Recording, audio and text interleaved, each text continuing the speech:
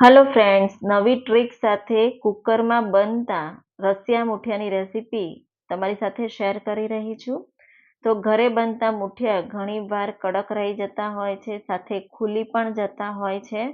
તો લોટ અને મસાલા સાથેનું પરફેક્ટ માપ સાથે આજે હું તમારી સાથે રસિયા મુઠિયાની રેસીપી શેર કરી રહી છું. તો એક મસાલો આપણે રેડી કરવાનો છે. તો 3 થી 4 તીખા હોય એવા મરચાં લઈશું. સાથે 2 થી 3 ઇંચ આદુના ટુકડા ઉમેરી દઈશું. 6 થી 7 લસણની કળી. લસણ ન ખાતા હોય તો સ્કીપ કરી શકો છો.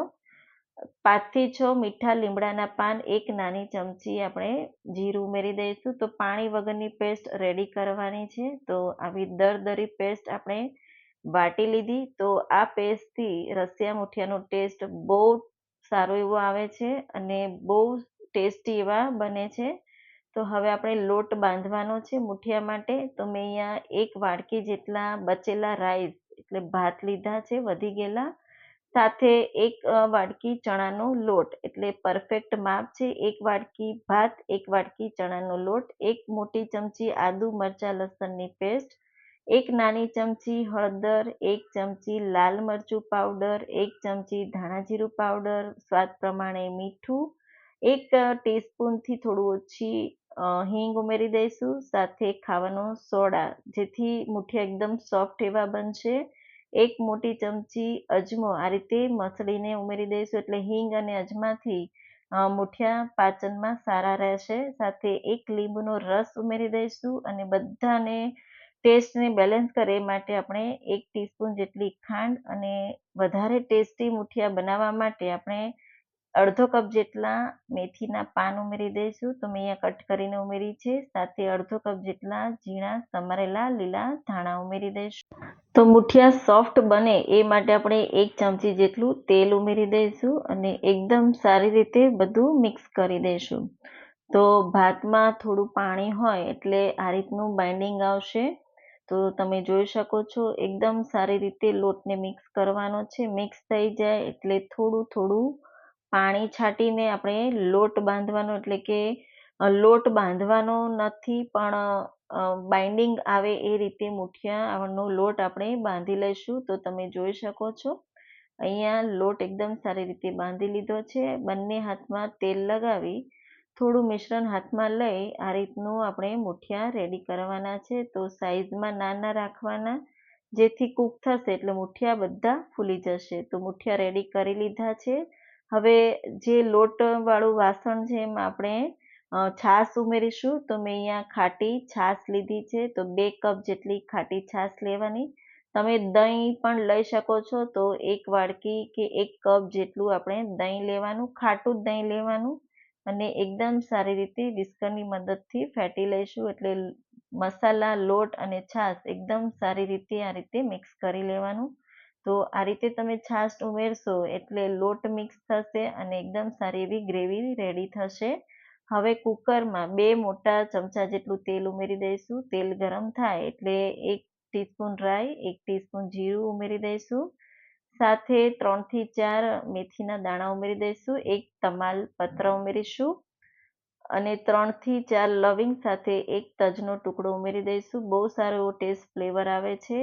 1/4 ટીસ્પૂન જેટલી હિંગ ઉમેરી દઈશું અને એકદમ સારી રીતે બધું સાતળવાનું છે. તો 1 મોટી ચમચી જેટલું આદુ મરચાં લસણની પેસ્ટ ઉમેરી દઈશું અને સારી રીતે સાતળી લઈશું. તો ગેસની ફ્લેમ મીડિયમ ટુ લો સાઈડ રાખીને સાતળવાનું છે. તો મસાલા અને પેસ્ટ એકદમ સારી એવી કૂક થઈ જાય ત્યાં સુધી સાતળવાની. હવે એમાં સૂકા મસાલા, તો 1 નાની ચમચી હળદર, 1 મોટી ચમચી લાલ મરચું પાવડર, 1 મોટી ચમચી ધાણા જીરું પાવડર ઉમેરી દઈશું અને મસાલાને તેલમાં સારી રીતે સાતળી લઈશું. તો આ રીતે તમે મસાલા કરશો તો ગ્રેવી અને મુઠિયામાં બહુ સારો એવો ટેસ્ટ આવે છે. હવે સારી રીતે સતળાઈ ગયું તો અહીંયા 2.5 કપ જેટલું આપણે પાણી ઉમેરી દઈશું. તો છાશ 2 કપ અને 2.5 કપ જેટલું પાણી ઉમેરવાનું છે. તો આ એક પરફેક્ટ માપ છે. જો તમે દહીં લો તો 3 કપ જેટલું પાણી અને 1 કપ જેટલું દહીં ઉમેરવાનું. એકદમ સારી રીતે મિક્સ કરી દઈશું અને પાણીમાં સારું એવું બોઇલ આવે ત્યાં સુધી ઉકાળવાનું છે. તો પાણી ઉકળે પછી જ મુઠિયા ઉમેરવાના. તો તમે જોઈ શકો છો પાણીમાં એકદમ સારું એવું બોઇલ આવી ગયું અને મુઠિયા આપણે ઉમેરી દઈશું. તો આ એક ટ્રીક છે. તો આ રીતે તમે મુઠિયા ઉમેરશો તો મુઠિયા તમારા બિલકુલ છૂટા નહીં પડે અને એકદમ સારી રીતે પાણી સાથે મુઠિયા મિક્સ કરી દઈશું. મિક્સ થઈ જાય એટલે પ્રેશર કુકરનું ઢાંકણ ઢાંકી 2 વિસ્ટલ કરવાની છે. તો થોડી વાર માટે આ રીતે ખુલ્લું રાખવાનું, પછી ઢાંકણ ઢાંકીને 2 વિસ્ટલ કરી દઈશું. તો માત્ર 2 જ વિસ્ટલ કરવાની છે અને ફટાફટ પ્રેશર નીકળે ત્યાં સુધી આપણે પ્રેશર કાઢી લેવાનું અને તરત જ આપણે પ્રેશર કુકરનું ઢાંકણ ખોલી દેવાનું. ઠંડા બિલકુલ નથી કરવાના, ગેસની ફ્લેમ બંધ જ રાખીશું અને સાથે હવે ફરીવાર આપણે મિક્સ કરી લઈશું અને આ રીતે ચેક કરી લઈશું. નાઈફની મદદથી કટ કરીને તમે જોઈ શકો છો મુઠિયા એકદમ સારા એવા કૂક થઈ ગયા છે. અને હવે એમાં આપણે જે છાશ બનાવી હતી એ ઉમેરી દઈશું. તો ફટાફટ મિક્સ કરવાનું છે. તો ગેસની ફ્લેમ બંધ રાખીને જ આપણે આ છાશ ઉમેરવાની છે. તો મિશ્રણ ઠંડુ હોય ત્યારે જ છાશ ઉમેરી દેવાની અને ગેસની ફ્લેમ ચાલુ કરી દઈશું અને આ રીતે ફટાફટ મિક્સ કરવાનું છે જેથી છાશ બિલકુલ નહીં ફાટે. હવે લાસ્ટમાં આપણે છાશના ભાગનું મીઠું ઉમેરી દઈશું. મુઠિયામાં પણ ઉમેરેલું છે એટલે એ ખાસ ધ્યાન રાખવાનું અને 1 ચમચી જેટલો ગોળ, એટલે બધા જ ટેસ્ટને બેલેન્સ કરશે તો બહુ સારો એવો ટેસ્ટ આવશે. સાથે ગોળ મિક્સ થાય ત્યાં સુધી આપણે મિક્સ કરવાનું છે. તો લગભગ 5 મિનિટ માટે કુકરમાં આ રીતે ઉકાળવાનું છે. જેમ જેમ કૂક થશે એમ છાશ થોડી થીક થવા લાગશે.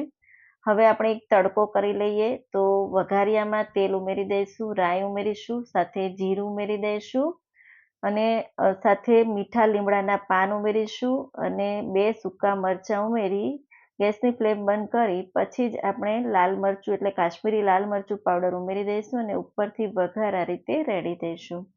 તો બહુ ટેસ્ટી એવો આ વઘાર સાથે મિક્સ કરીશું મુઠિયાને. તો તમે જોઈ શકો છો અને લાસ્ટમાં લીલા ધાણા ઉમેરી એકદમ સારી રીતે મિક્સ કરી દઈશું. તો એકદમ સારા એવા રસિયા મુઠિયાની રેસીપી રેડી થઈ ગઈ છે. તો તમે જોઈ શકો છો આ મુઠિયા ઠંડા થશે એમ ગ્રેવી પણ એકદમ થીક થશે. તો ગરમા ગરમ મુઠિયાને આપણે સર્વ કરી લઈએ. તો જરૂરથી ટ્રાય કરજો. રસિયા મુઠિયાની રેસીપી તમને નવી ટ્રીક સાથે ગમી હોય તો લાઈક કરજો, શેર કરજો, સબસ્ક્રાઇબ કરજો અને બાજુમાં આપેલ બેલ બટન ક્લિક કરજો. અને હા, જો તમે જોઈ શકો છો એકદમ સોફ્ટ એવા મુઠિયા બનીને રેડી થયા છે, બિલકુલ છૂટા નહીં પડે અને આ રેસીપી તમે વરસાદમાં ખાવાની બહુ મજા આવશે. તો જરૂરથી ટ્રાય કરજો.